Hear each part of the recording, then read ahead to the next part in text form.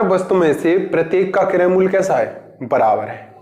ठीक, दुकानदार ने पहले वस्तु को 10% के लाभ पर, यानी ध्यान से हमें देखना है, यही सेम क्वेश्चन है, पहले वस्तु को 10% के प्रॉफिट पर, ठीक है, दूसरे को किस पर दे रहा है, दूसरे वस्तु को 30% के लाभ पर,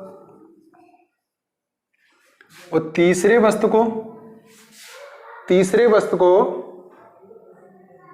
यानी शेष दो वस्तुओं में से प्रत्येक को कितने % लाभ पर बेचे।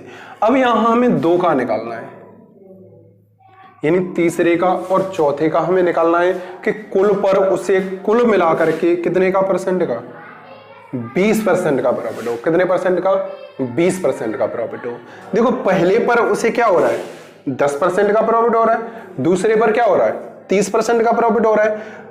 तीसरे और चौथे पर यानी प्रत्येक को कितने % का प्रॉफिट हो, जिससे कुल पर कितने का प्रॉफिट हो जाए, 20% का। अब देखो कुल पर मतलब एवरेज ही तो निकला हमारा 20%, यानी एक पर होना चाहिए 20%। तो यहां से हम देखेंगे एक पर कितना हो रहा है 20, तो 4 पर कितना होगा 80% का।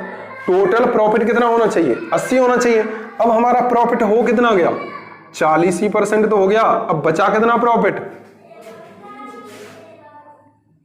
इसको माइनस कर दो तो कितना बचेगा, 40 बचेगा। इसका मतलब कि ये 20% और ये भी कितना आएगा 20%। तो हमारा आंसर कितना हो जाएगा 20%, यानी इन दो में से प्रत्येक को कितने % का प्रॉफिट होगा, 20% का। 20 का इसे होगा, 20 का इसे होगा, यानी दो वस्तुएं बची हुई हैं तो इसमें 2 से भाग कर देना।